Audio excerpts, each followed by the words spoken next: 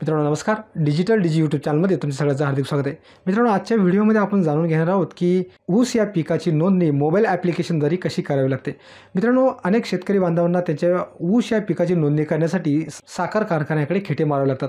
परंतु आता मोबाईल ॲप्लिकेशनचा उपयोग करून असे शेतकरी की ज्यांच्या शेतामध्ये ऊस आहे ते त्यांच्या ऊस या पिकाची नोंदणी त्यांच्या शेतामधून हव्या त्या कारखान्याकडे नोंदवू शकतात.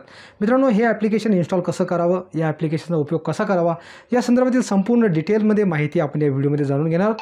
त्यामुळे व्हिडिओ शेवटपर्यंत नक्की बघा, जेणेकरून तुम्ही देखील ऊस उत्पादक शेतकरी असाल तर तुम्हाला या मोबाईल ॲप्लिकेशनचा वापर कसा करावा या संदर्भात माहिती मिळू शकते. चला तर आता थोडा वेळ न दवडता व्हिडिओ सुरुवात करूयात.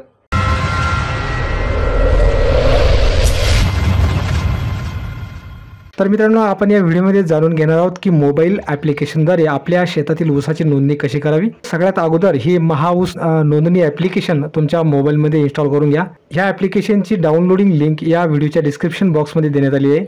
त्या लिंकवरती क्लिक करून तुम्ही हे ॲप्लिकेशन तुमच्या मोबाईलमध्ये इन्स्टॉल करू शकता.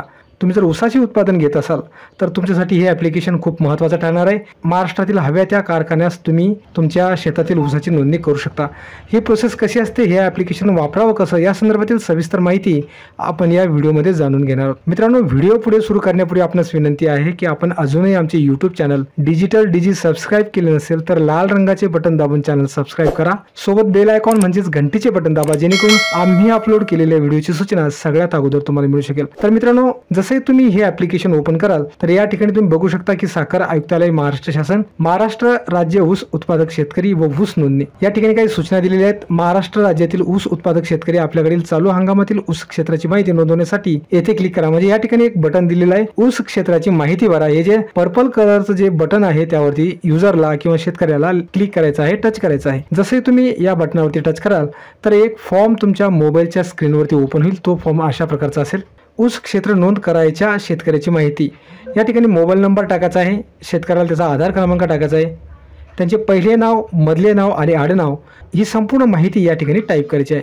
संपूर्ण माहिती अगदी व्यवस्थित भरल्यानंतर पुढे या बटनावरती क्लिक करा. जसे तुम्ही पुढे या बटनावरती क्लिक कराल तर या ठिकाणी अर्जदाराला त्याचा जिल्हा निवडायचा आहे, जिल्हा निवडल्यानंतर तालुका निवडायचा आहे आणि तालुका निवडल्यानंतर अर्जदार किंवा शेतकरी ज्या गावामध्ये राहत असेल ते गाव या ठिकाणी निवडायचं आहे.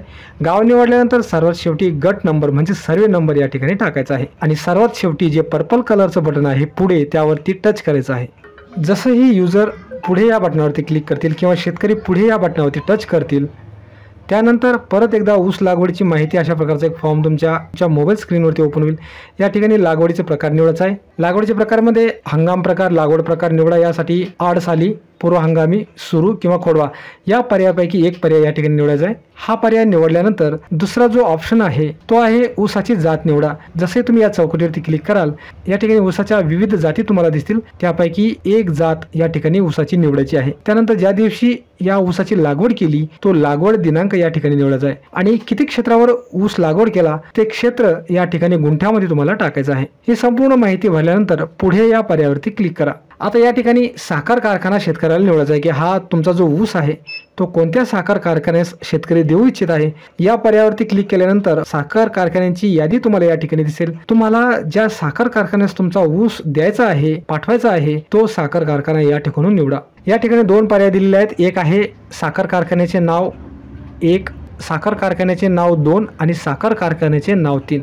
तर या तिन्ही प्रकारामध्ये तुम्हाला साखर कारखान्याची नावे द्यायची आहेत. ही सर्व नावे निवडल्यानंतर पुढे या पर्यायावरती क्लिक करा. जसे तुम्ही पुढे या पर्यायावरती क्लिक कराल तर या ठिकाणी एक स्वयं घोषणापत्र तुम्हाला दिसेल. मी श्रीमती राहणार याद्वारे घोषित करते की वरील भरलेली सर्व माहिती माझ्या व्यक्तिगत माहिती व समजुतीनुसार खरी आहे. सदर माहिती खोटी आढळून आल्यास भारतीय दंड संहिता अन्वये आणि किंवा संबंधित कायद्यानुसार माझ्यावर खटला भरला जाईल व त्यानुसार मी शिक्षेस पात्र राहीन याची मला पूर्ण जाणीव आहे.